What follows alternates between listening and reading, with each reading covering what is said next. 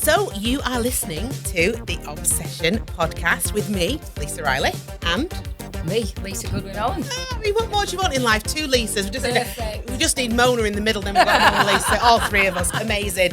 And today it's amazing because, yes, it's day one. How excited are you? Yes! Day one of Obsession. Oh, very excited. I can't tell you, we started right at the beginning of the year before, trying to get all these amazing chefs that come together to agree to come and cook at this. And then all of a sudden it goes really quick and it's like, wow, it's here. Yeah. So day one, it's quite... It's very nerve-wracking because obviously I'm the first one up to cook, so you set the tone. No pressure. Getting everything ready for people to come into the kitchen because when they're cooking at Obsession, you want them to come and cook the same as they would do in their own kitchen. So it's about the hospitality they receive when they come in. Yeah. The ingredients and the equipment that they work with, and we just want them to have just a mega time and cook some fantastic food. So good. And how do you choose all the chefs that are going to be involved each year? I think it's, some people will ask, which is great. They want to be involved. Yeah, and then it's about just having a different array of people. We've had some people that return us. We always get a returner that comes back. So obviously they must like it because they come back. We look at like some of the up-and-coming ones, some overseas, and we just have a really good mix of different people, which is just great. And I've said this to you before, Liz, you know how much I love watching you. Not only are you northern, you've got fire in your belly, and you really look after locals, don't you, in the north? And that's so important, isn't it, to you? Yeah, massively. I love the area of Lancashire. I love where I'm from. It's my roots. Yeah. And I think, it's about being humble and just, food. If you cut me in half on food through and through, I love creating. I love, working with people, which is a great thing. And I just think it's an incredible industry. And sourcing the food as well. Always go local, don't you? Yeah, try and keep things as local as possible. It's about also supporting people as well. There's a lot of local businesses out there, supporting them, finding some of those really kind of treasure and ingredients. And when you deep dive into it, the biggest thing for me is taking the chefs out to see it. Yeah. I had a chance a couple of weeks ago to go and see rhubarb that I'll be using in my dessert. Oh. And it's family-run business, but it's just husband and wife that do it. They plant it, they pick it, they plant it again, they pick it, they grow it, they pick it, and they box it, the two of them. And it is absolutely incredible.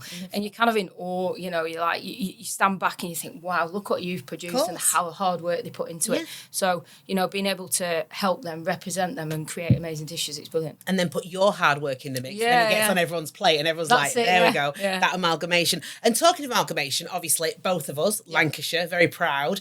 Yes, I have been on the other side of the M62 for quite a lot of my life, hence the Yorkshire Tea. Thank you very much. So we've got Lancashire and Yorkshire. We're not missing anyone out. We just need a motorway there, right in the middle, and a few cars chugging, asking for some food on the way, maybe. It's like Battle of the Roses. It is Battle of the Roses.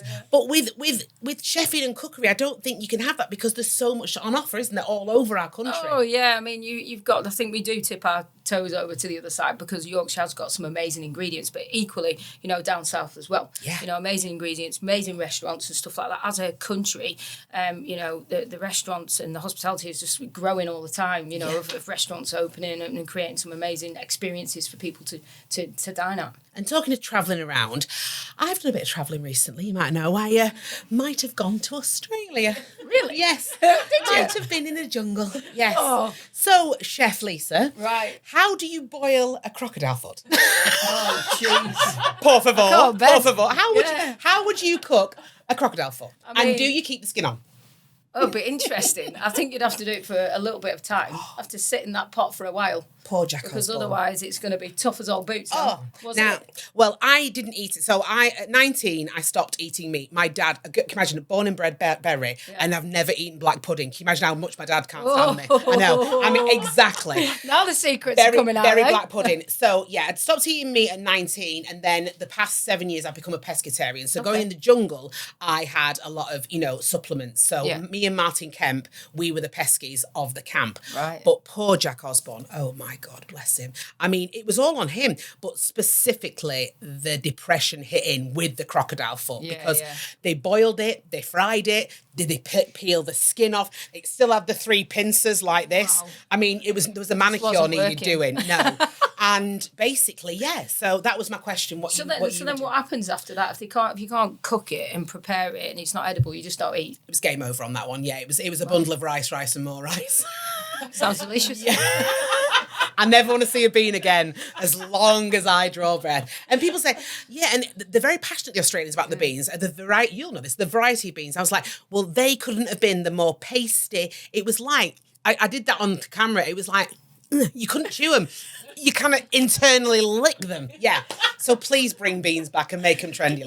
Please. All right, no worries. Bring me back the love of a bean. Oh, fabulous. We'll sort you out, don't worry. Thank you. So we've got the plates, the chefs, the ingredients, right? This is the first time Obsession is going to be a podcast. What does that mean? What's it all about?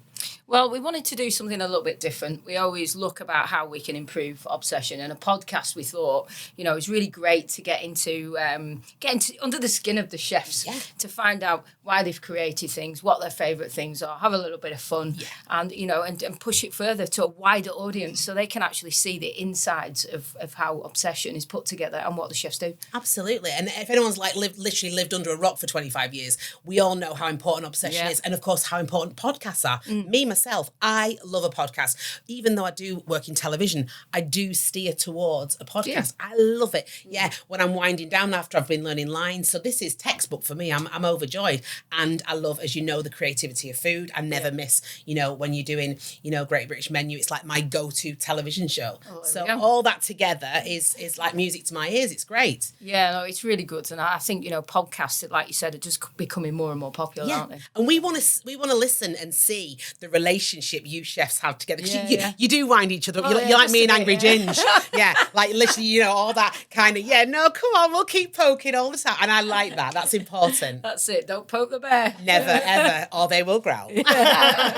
Brilliant. Well, I'm so honoured that I've been involved in the first one. And obviously, long may it keep going on for us. Amazing. You know what? When we were thinking about it, we needed someone to come and do this for us. And we couldn't have thought of a better person.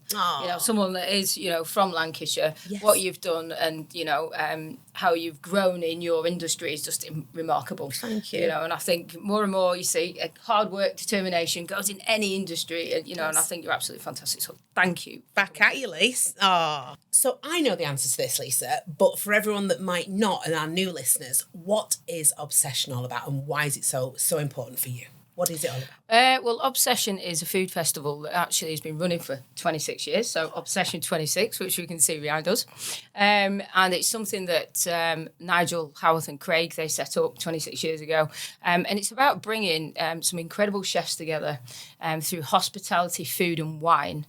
Hence the Obsession, people that are obsessed of delivering the best plate of food, the best service, the best glass of wine, and giving a chance of, local people that travel to us to come and experience some of these chefs at a night here in little old Lango in Lancashire. Love that. In the middle of January. And it's giving them the experience because they might, some chefs that come here, they might not be able to go and visit their restaurants or have heard of them. So it really does, it's an education. And even with the chefs when they come as well, meeting them for the first time with their teams, the education of their teams when they come in. And you learn so much. Our team learns so much. They learn about, new ingredients, making new friendships, new techniques, service deliveries, lots of different things. And I think it's just a fantastic thing that, it's just evolved. And it's an honour to be a part of. And what am I right in saying you're inspiring so many up-and-coming chefs? Yeah, I'd hope so, because I think that's what it's about, all these kind of podcasts and different people coming out and speaking about the love of their industry and what it does and the passion about it, encouraging people, to join it, to be a part of it. To learn about it, because we are just one big family. Yeah, and it's in the north. I mean, come on, let's be honest. That's the best. It's bit. Not bad, get all them southerners up here. We'll show them how it's done. No, and I will be biased. I'm allowed to be. Yeah, it's true. Sometimes the northerners just do it better. There we go. Yeah, you've heard it from a while. Yeah. Hashtag no filter. It's true. Yeah, we just do it a little bit better. Yeah. So the question I'm asked, Lise, probably the most every day of my life is, so how do you become Mandy Dingle? Well, Howard comes in the morning, 10 to 6. I get in the car, no makeup. I sit in a chair, an hour, the wig, the lashes, the big makeup, the tabard, and I'm ready to go. That's my world, now your world. Sounds chaotic. It is. Is Obsession start to finish a little bit like that, as getting the whole day together, the structure of how it all works? Yeah, do you know what? It can be quite chaotic, but it just kind of comes together at the end. So, it's chefs coming in and out. So we come in the morning, we'll have the chef that's cooking that day. So we'll do tastings at 2:00. They'll do some of the dishes up so the team can understand it. You'll have the chef arriving for the day after, so they'll be in the kitchen. And then if you've got someone from overseas, you'll have their team and they're in the kitchen. So in the middle of this amazing festival, you might have 4 or 5 different chefs in the kitchen working together. And do they bring some of their team? How many of their team do they bring with them? Well, some of them can bring quite a few. I mean, some will bring 1 or 2. Yeah. Some might bring 6 or 8. Wow. And it's just, and I think for them as well, bringing their team to be able to see it and be a part of it and meet new people is brilliant. But it is like, at some point you think, oh my God, it's chaotic because you've got things coming in, things go in, you've got people coming in and lots of different things going on. And it's an incredible experience. And I'm on for the whole of the festival, but it's the buzz and the passion that keeps you going. And the drive. Electric. Yeah, of course. And then how long before the Obsession event do you choose your menu of what you're going to serve? Oh, wow. I think you're always thinking about it. I mean, for us anyway, I cook very seasonally. I believe in the seasons because that's where the best flavour is. So we'll change our gourmet menu. Apart from sprouts. In my humble opinion, sprouts should be all year round. Yeah, true. I do love a good sprout. But do you know what? My sprouts have to be overcooked with lots of salt on top. Love you even more. Yeah, get in. Oh, can we have a Riley Sprout surprise? Yeah, of course, no problem. Sorry, go on. Yeah, so your menu, please. So we think about the seasons and the ingredients and then we'll start putting it together. So, the menu will be in a process probably a couple of months before, even you start thinking about it. August, September. Wow. And it's development of flavours and how you put it together. And I think also for us, because we're a bigger operation, it's about creating an amazing plate of food that not only has the flavour, but it's decadent. It gives, that real experience to a customer, but bit volume. Yeah. We have to be able to hit that plate. Of course. In Obsession, we serve about 110 customers a day. Yeah. And it's... that's a lot of food. 5 or 6 courses, so you can imagine the plates that are coming through. And the unsung heroes and the people that you couldn't do without behind the scenes are the kitchen porters. They are absolutely magnificent. We've had guys that have been with us for... Sean and Gary for like 10, 12 years, and they are a crucial part of the team, as everybody is in the building, because it is just one big team effort. No, I felt that just by walking through your beautiful kitchen and the enormity of your kitchen. Yeah, it's big now. You really felt that kind of that camaraderie together. It was like the Dingles, but in white. And a little more cleaner. Let's hope your kitchen is cleaner than Mandy and Paddy's kitchen. Yeah, just saying. Yeah, you don't want to cook in our kitchen. No, even on our set. I thought I was getting an invite then, but I don't think I want it anymore. Yeah, you're welcome in the Dingles anytime. You are, yeah. Cooking for, well, there's a lot of us. You've got a big ask on you. Yeah.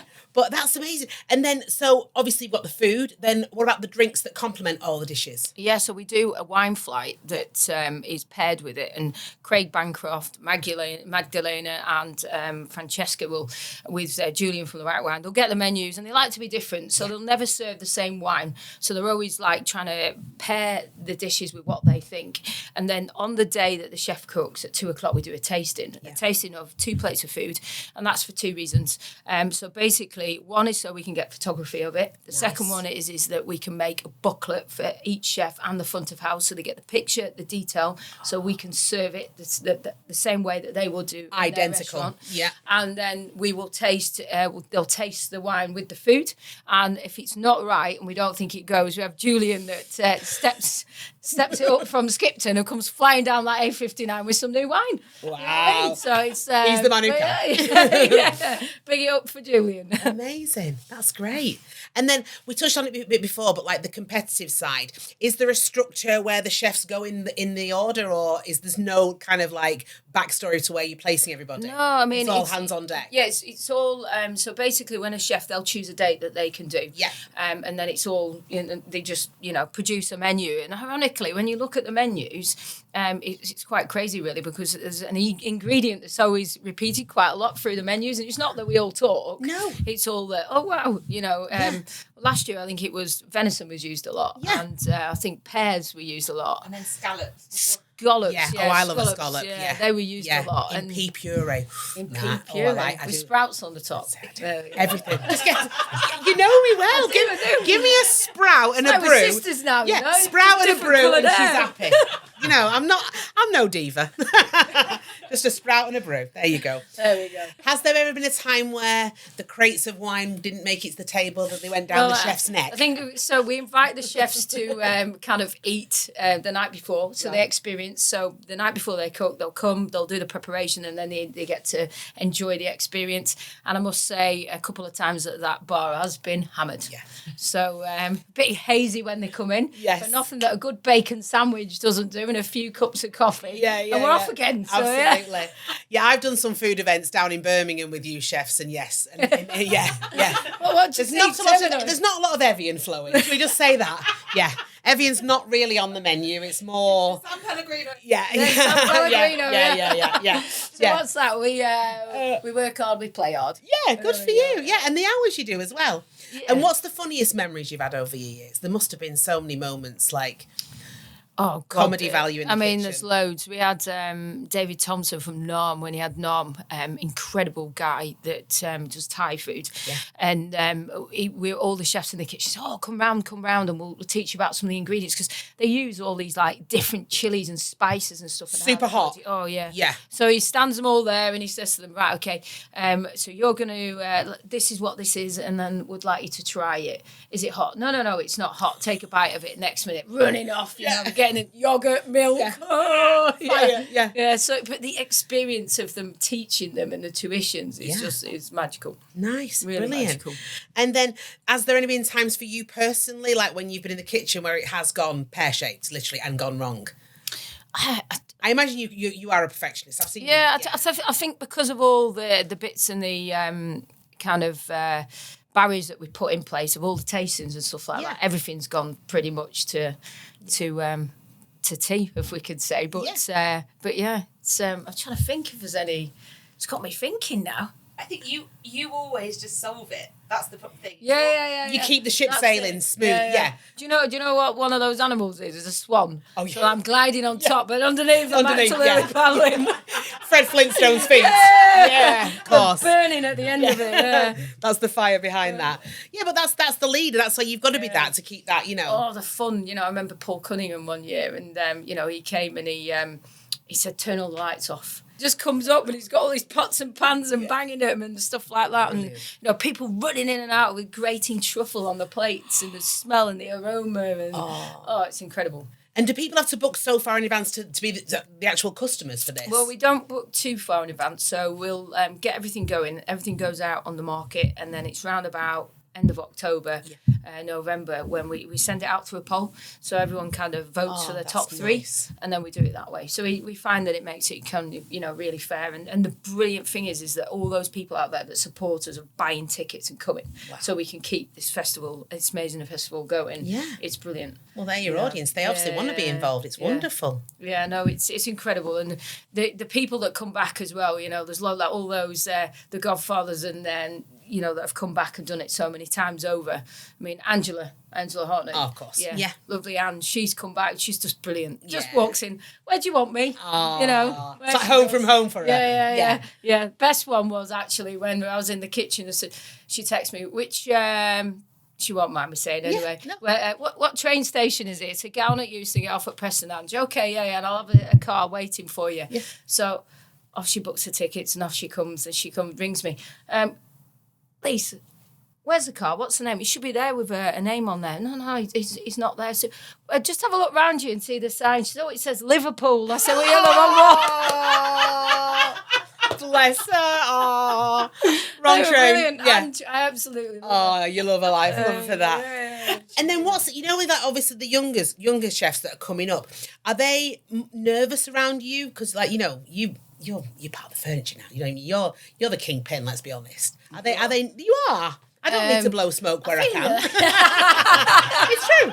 Let's hashtag no filter again, now tell the truth. No, but it's true.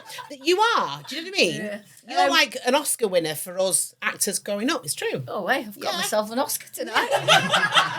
A Shofska. Today. A chef's one, a Shofska. Shofska. They must be a little bit intimidating. It's about, it's very daunting going into kind of like a professional kitchen, when you are younger. But I do believe, if you get into the right kitchen with the right person and the right mentor, and it's about being that sponge and absorbing all the information and wanting to learn, turn up, and ask questions. People will take you under your wing, under your arm. And I think the more that we give educational experience to these younger ones, the more they will grow and come through the ranks. Of course. It's I've had quite a few chefs that have been with me for years from apprenticeship, because we run an apprenticeship, that have gone now, and moved on, and they've been, very successful. And it's, if anything, it's, it's the proud moment to see, and, you feel that, just so proud of them, of what they've done. But that has to come from you, because if you're constantly striving for perfection, that is the ripple effect. Yeah, and I think, always when you've got people in your kitchen that you see that have got these massive potential, and they go out there and they fly. Yeah. You want them to equally go and work for so-and-so, because, you'll get a great education, you'll learn how to fantastic techniques, and it's a great team to work with. Yeah, you can feel that definitely in the kitchen. It's wonderful. Yeah, they're funny, aren't they? You had to teach me literally how to boil an egg properly without using But you know phone. what? I think you were a better cook than you think you are. I'd keep you happy. I'd make the kitchen happy, but it might be a bit of a mess. That's all right. That's all right. I could be your sous chef. Please. Do you know what I can do? Though I say it myself, I do a really good lemon drizz. Do you? I do. Do you know that's my favourite? If I had to have a cake, it would be a lemon drizzle cake. I do. And I learned in COVID times, I mastered it even. Yeah, that's But my all-time favourite is a vanilla slice. Oh. Yeah. See, now, all the southerners, they're a bit posh down there. Everything is matcha. Can we put it in the bloody bin? It's driving me mad. No, just a vanilla slice. Bye, matcha. We're in the north. That was my treat on a Sunday. Oh, matcha. Don't get matcha. No, it's matcha.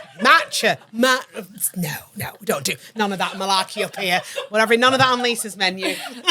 No, just a vanilla slice. Thank you. There you go. None of that matcha malarkey. Yeah. Okay, so Chef Lisa has got some tweezers in her hand. No, she's not going to pull Mandy Dingle's lashes off. No, we're having a tweezer challenge, right? Now, this podcast is going to be great. It's going to be a great challenge right now, because our friends at Kasai Grill, right, they've kindly donated a fresh set of tweezers, not Mandy Dingle tweezers, right? And we thought it'd be good if we could put them to the test. Are you up for that? Absolutely. So the challenge we have today is basically 2 plates, 1 plate with 50 frozen peas. You, with your lovely tweezers, have to get them on the other plate without spilling. And if you do spill a pea, which I hope you won't, we are going to add time on to your actual end time, okay? So, Chef, no pressure, but I do want you to do well, because this is the first time we're going to do this. So please try not to spill any. Can we also say of course, yes. it's time to tweeze the pea? Oh, incred, love. Well done. Applause. Don't say yes. too good, because I have to do it tomorrow. Oh, so are you ready to play Tweeze the Peas? Oh, yes, I am. I am pleased that you want to tweeze the peas. In 3, in 2, 1, get peeing. She's peeing. Oh, one's gone off. Oh, okay. Oh, look at that. Intricacy at its finest. Oh, you've done this before. That's when you put them really schmancy flowers on your food to make it look all posh. You've used them before. You're not going near my eyebrows. That's for sure. Oh, you do. Oh, come on, Lace. Yeah, you've only lost 1 up to now. Right, we're on 23 seconds and you've got a few. Come on. Keep going, Lisa. Yes. Go on. Go on. You've got it. Oh, another one's gone flying. Oh, it's like a bad pool game. Oh, here we go. Yeah. Woo! Well done. Okay, so first time we played. Yeah. Very good. You set the precedent, you set the time, so you've done very, very well. So, Chef Lisa, but we had 2 flyaways, right? So I do have to add on 2 more, okay?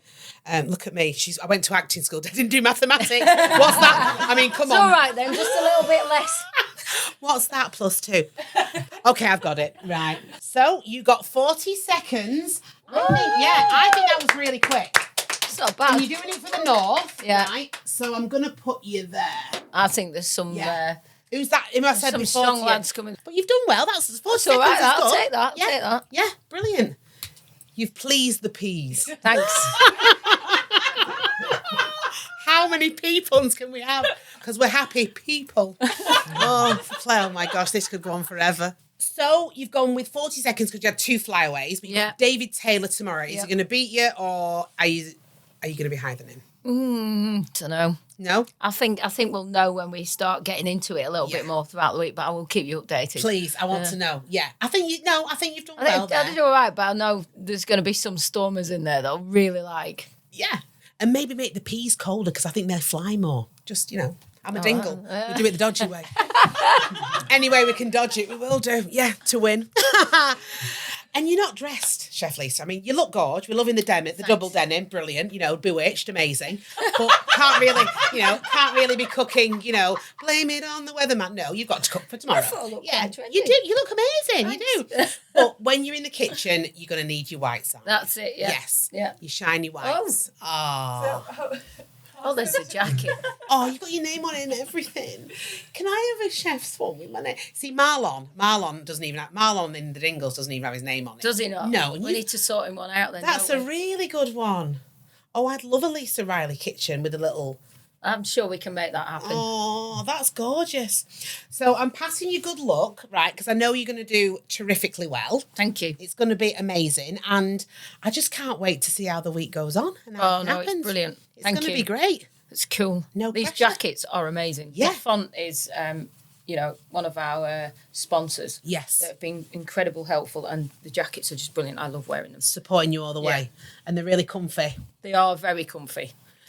Is it cooking or delegating? I don't know. I like to say I'm a bit of a doer, to be honest with you. I love getting involved and seeing and being a part of it. So, When it all goes out there. Yeah, absolutely. Oh, that's so super special. excited. Yeah, you should be. And it's, it wouldn't have carried on for so long, would it? The 25 years and you still... Do you know that it was 25 years of the jungle? It's like this is meant to have happened. This year was the anniversary. How cool is that? But it's true. If things aren't working, then they stop. So you're here and this anniversary, and it's proof in the pudding that it's... Yeah, and you know what? It's all those incredible people, the chefs, the supporters, the suppliers, the sponsors, the people that come and eat here, the staff that work here, everybody all involved is what makes it happen. So it's really full cool. team together. Absolutely, yeah. Well, I feel so honoured, Lisa, to have been involved with the first one. I mean, I really, really have. It's just amazing. It's amazing to have you. And long may this shine, because as you know, I'm just like yourself, up the north and keep it all going. Yes. There we go. Always. Absolutely. Woo! Now will you make me some sprouts? Absolutely. I'm not putting peas on it. No peas. No peas.